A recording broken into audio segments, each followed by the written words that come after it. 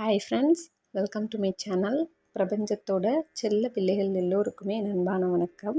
இன்றைக்கி இந்த வீடியோவில் ரொம்ப சூப்பரான ஒரு 2 சைன்ஸ் தான் பார்க்க போகிறோம். இந்த 2 சைன்ஸ் உங்கள் வாழ்க்கையில் இருக்குது அப்படின்னா, நீங்கள் ஆசைப்படுற பர்சன் மட்டும் இல்லை, நீங்கள் ஆசைப்படுற ஒண்டர்ஃபுல்லான லைஃப் உங்களை தேடி வருதுன்னு அர்த்தம். அதுக்கு நீங்கள் ரெடியாக இருக்கீங்க அப்படின்னு அர்த்தம். ஸோ அந்த சைன்ஸ் என்னென்னு பார்க்க வீடியோவை கடைசி வரைக்கும் பாருங்கள்.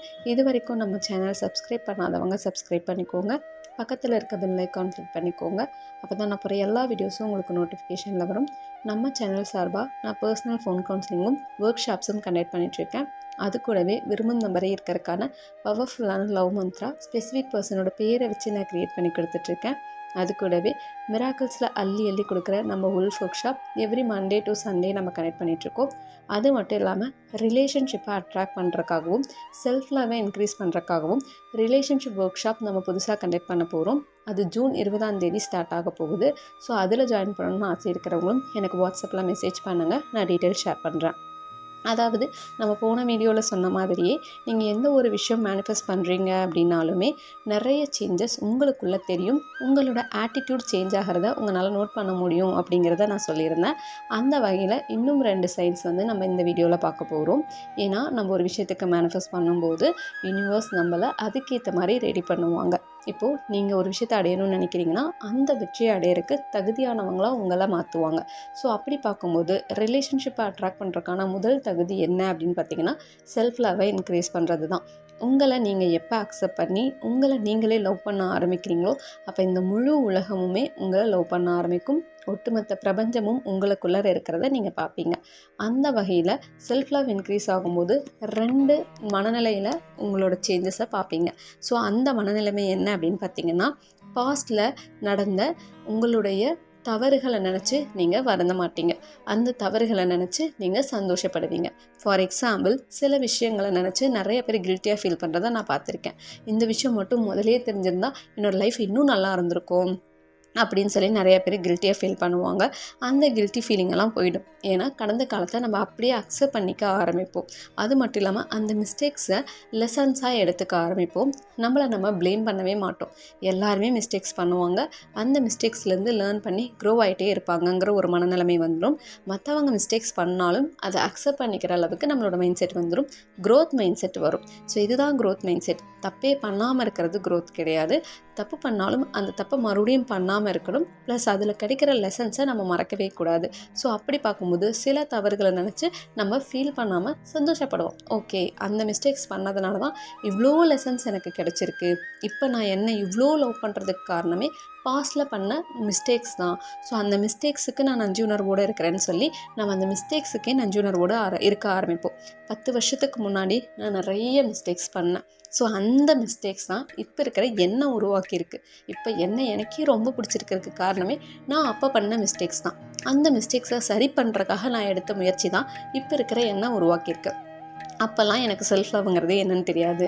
செல்ஃப் ரெஸ்பெக்ட்னா என்னன்னு தெரியாது. யாராவது தப்பு பண்ணால் உட்காந்து ப்ளீஸ் பண்ணிக்கிட்டே இருப்பேன். அவங்கள மன்னிச்சு என்ன நான் தண்டிச்சுக்கிட்டே இருந்தேன்.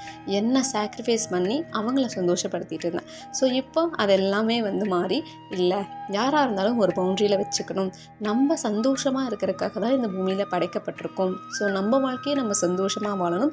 அதுக்கு நம்ம சந்தோஷமாக இருக்கணும். நம்ம சந்தோஷமாக இருந்தால் நம்மளை சுற்றி இருக்கிற எல்லாருமே சந்தோஷமாவாங்கங்கிறத புரிஞ்சுக்கிட்டதே அந்த மிஸ்டேக்ஸ்னால தான். ஸோ இந்த மாதிரி நீங்களும் ஏதாவது ஒரு மிஸ்டேக்ஸ் பண்ணியிருப்பீங்க. அந்த மிஸ்டேக்ஸை நினச்சி இப்போ நீங்கள் பெருமைப்படுற இடத்துல இருப்பீங்க. ஏன்னா அந்த மிஸ்டேக்ஸ் தான் இப்போ இருக்கிற உங்களை உருவாக்கி இருக்குதுங்கிறத முழுசாக நீங்கள் உணர்வீங்க. ஸோ இந்த ஒரு சைன் இருக்குது அப்படின்னா ரிலேஷன்ஷிப் மட்டும் கிடையாது, எல்லா கோல்லையுமே உங்களால் சக்ஸஸ் அடைய முடியும். எல்லா மிஸ்டேக்ஸுமே க்ரோத்துக்கான மைண்ட் செட்டாக நீங்கள் மாற்றிருப்பீங்க. அடுத்த முக்கியமான சைன் என்ன அப்படின்னு பார்த்தீங்கன்னா, இதுவும் மனநிலைமையில் வர ஒரு மாற்றம் தான். அது என்ன அப்படின்னு பார்த்தீங்கன்னா, சில விஷயங்கள் உங்கள் லைஃப்பில் நடக்காமல் போயிருக்கும். அந்த விஷயங்களை நினச்சி நீங்கள் ரொம்ப நாள் ஃபீல் பண்ணியிருப்பீங்க. ஸோ அதெல்லாம் இப்போ நினச்சி பார்த்து ஓகே, அது நடக்காமல் போனதுனால தான் இப்போ மிகப்பெரிய பெஸ்ட்டான விஷயங்கள் என் லைஃப்பில் நடந்துக்கிட்டு இருக்குதுங்கிற ஒரு மனநிலைமை உங்களுக்கு வந்துடும். அதாவது இந்த 2 சைனுமே எதை உணர்த்துது அப்படின்னு பார்த்தீங்கன்னா, உங்களோட பாஸ்டில் நடந்த எல்லாமே ஒரு நல்ல ரீசனுக்காக தான் நடந்திருக்கு. அந்த ரீசன்ஸ்னால தான் இப்போ இருக்கிற லைஃப் ரொம்ப சூப்பராக இருக்குது. அதனால் என்னோடய பாஸ்ட்டை நான் அப்படியே அக்செப்ட் பண்ணுறேன். நான் இப்போ க்ரோ ஆகிட்ருக்கிறேங்கிற மைண்ட் செட்டை குறிக்கிறது தான் இந்த 2 சைன்ஸுமே. ஸோ அப்படி பார்க்கும்போது நீங்கள் மேனிஃபெஸ்ட் பண்ணுற விஷயங்கள் நடக்குதோ இல்லையோ, ஆனால் நம்ம கேட்குறத விட பெஸ்ட்டான லைஃப் நமக்கு கிடைக்கும், அதற்கான உயர்ந்த ஃப்ரீக்வன்சிக்கு நம்ம போயிட்டுருக்குறோங்கிற ஒரு மனநிலைமை உங்களுக்கு இருக்கும். ஸோ இந்த மாதிரி மனநிலைமை வந்துருச்சு அப்படின்னாலே நீங்கள் யாருக்கிட்டையுமே எதையுமே எக்ஸ்பெக்ட் பண்ண மாட்டீங்க. எது நடந்தாலும் அதை சந்தோஷமாக அக்செப்ட் பண்ணிப்பீங்க. இந்த ஒரு மனநிலைமை இருந்துச்சுனாலே நீங்கள் ஹாப்பியாக மட்டும்தான் இருப்பீங்க. உங்கள் ஹாப்பினஸ் உங்களுக்குள்ளே தான் இருக்குது. எது இருந்தாலும் இல்லைனாலும் நான் ரொம்ப ஸ்பெஷல் அப்படிங்கிற உணர்வு உங்களுக்குள்ளே வரும்.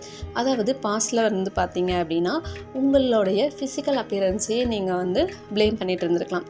நான் இன்னும் கொஞ்சம் அழகாக இருந்திருக்கலாம், நான் இன்னும் கொஞ்சம் கலராக இருந்திருக்கலாம், நான் இன்னும் கொஞ்சம் ஹைட்டாக இருந்திருக்கலாம்னு சொல்லி உங்களை நீங்களே ப்ளேம் பண்ணிகிட்டு இருந்திருப்பீங்க.